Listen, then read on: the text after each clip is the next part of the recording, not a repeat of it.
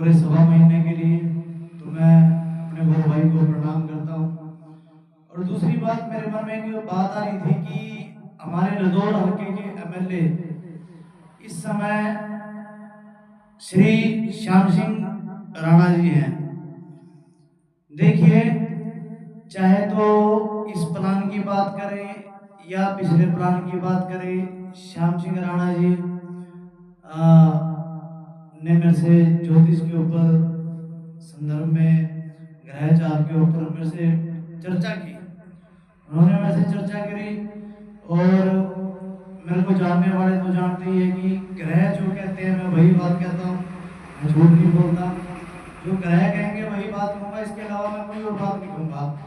इस प्लान में भी कृष्ण जी बकाना उनके कहने की वजह से,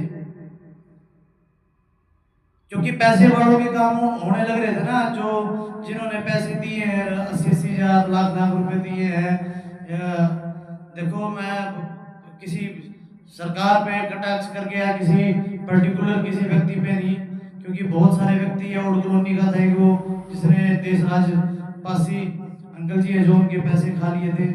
तो मैं बात किसी पर्टिकुलर किसी नेता के ऊपर, मतलब पैसे का कटाक्ष नहीं कर रहा हूँ, पर ये कटाक्ष मैं अवश्य करता हूँ कि राणा जी, मैंने आपके कोठी पे बैठ के भी पतरा देखा, और मैंने ही आपको कहा कि अगर आप इनेलो में रहोगे, देखो रादौर में आपकी अच्छी पैठ है, जो ग्रहों ने कहा मैंने वही बताया कि अगर आप इनेलो में रहोगे तो बेशक आप एमएलए बन जाओ, लेकिन बीजेपी के साथ मैंने जब कंपेयर करके उनकी ग्रह चाल देखी, तो मैंने उनको कहा कि एमएलए तो आप बनो ही बनोगे, साथ में आपको मंत्री पद भी मिलेगा। लेकिन मैं श्री नागा बाबा नारायण गिरी का शिष्य हूँ, मैं एक गृहस्थ सन्यासी हूँ। कोई ब्राह्मण किसी भी शिव मंदिर पे भगवान पे चढ़ा हुआ नहीं ले सकता। अगर ब्राह्मण है, अगर सन्यासी है, वही ले सकता है। तो मैं ब्राह्मण कुल में उत्पन्न हुआ, एक गृहस्थ सन्यासी हूँ, एक पत्नी के साथ रहने वाला मैं सन्यासी हूँ।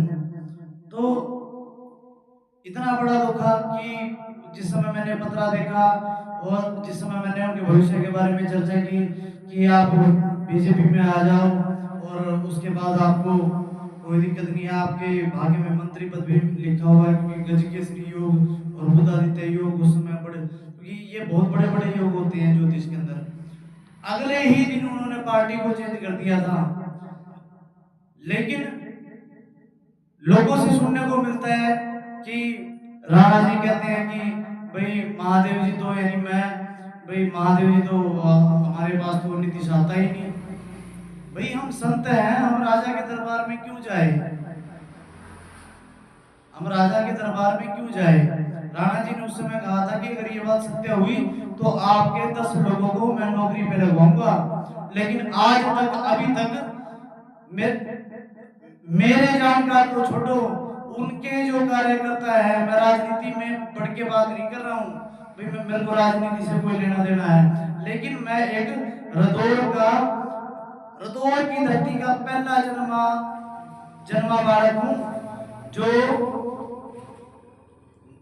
नागा संप्रदाय से जूना अखाड़ा परिवार का सदस्य हूं मैं।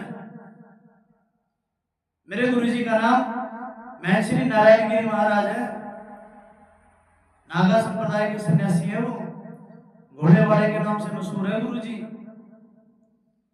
तो उस परिवार का है और इस धरती पे जन्म लिया, और फिर भी हम साधुत्व वाली लाइन में गए, ज्योतिषी तो मैं हूं ही। लेकिन एमएलए हमारे लिए क्या कर रहे हैं, राणा जी, नेपाल जी, हाजी पुष्पेंद्र जी, आप नारायण गोविंदा, नारायण गोविंदा। बात कहीं और की करनी थी, लेकिन ये कहीं और की बात छिड़ पड़ी। लेकिन मैंने बिल्कुल सत्य वचन कहे हैं, बिल्कुल सत्य वचन कहे हैं। लोग लग रहे हैं, डीसी रेट पे लग रहे हैं, पैसे दे दे के भी लग रहे हैं, फ्री में भी लग रहे हैं, लेकिन हम साधुओं के लिए, ब्राह्मणों के लिए तो खासकर वो जिसे हर जब भी इलेक्शन होते हैं तो पूछा जाता है मुझसे कि कौन जीतेगा कौन हारेगा, कौन जीतेगा कौन हारेगा, ये पूछे, क्योंकि मेरी ज्योतिष सटीक है, मुझे अपने ज्योतिष के ऊपर पूर्ण विश्वास है। भृगु संहिता का विशेषज्ञ हूं, और कोई ज्योतिषी अगर मेरी बात सुन रहा है तो वो समझ जाएगा कि मैं ज्योतिष के किस हिसाब से देखता हूं। जब तक लगन की, कार्य भाव की और चंद्रमा की युति नहीं होगी तो वो कार्य नहीं बनेगा। ये ज्योतिषी समझ रहे हैं मेरी बात। तो ब्राह्मण भाइयों, मेरा थोड़ा हमारा ब्राह्मणों का आपस में सहयोग, वैसे तो हर जनजाति, लेकिन मैं ये ब्राह्मण जाति से मतलब जात पात में, लेकिन एक ब्राह्मण शब्द, क्योंकि मैं खुद ब्राह्मण हूँ तो मैं तो ये जुबान पे आ जाता है। लेकिन हर किसी के विषय में सोचना चाहिए, हर हर किसी को रोजगार मिलना चाहिए, काम धंधा मिलना चाहिए, लेकिन अभी ऐसा नहीं है। नारायण गोविंदा, अभी तो सिर्फ जय जय नारायण क्योंकि बुराई नहीं कर सकते हम किसी की, इससे हमारा तप भंग होता है। और दूसरी बात, राजा के दरबार में जाने से भी एक तपस्वी का तप भंग होता है। नहीं राणा जी, यही बात मैं आपकी कोठी पे आके आपको पहले भी कह सकता था। ठीक है जी, हर हर महादेव, ओम नमो नारायण। और मेरी कोई बात बुरी मत मानना, क्योंकि लोकतंत्र है, सबको कहने की अथॉरिटी है।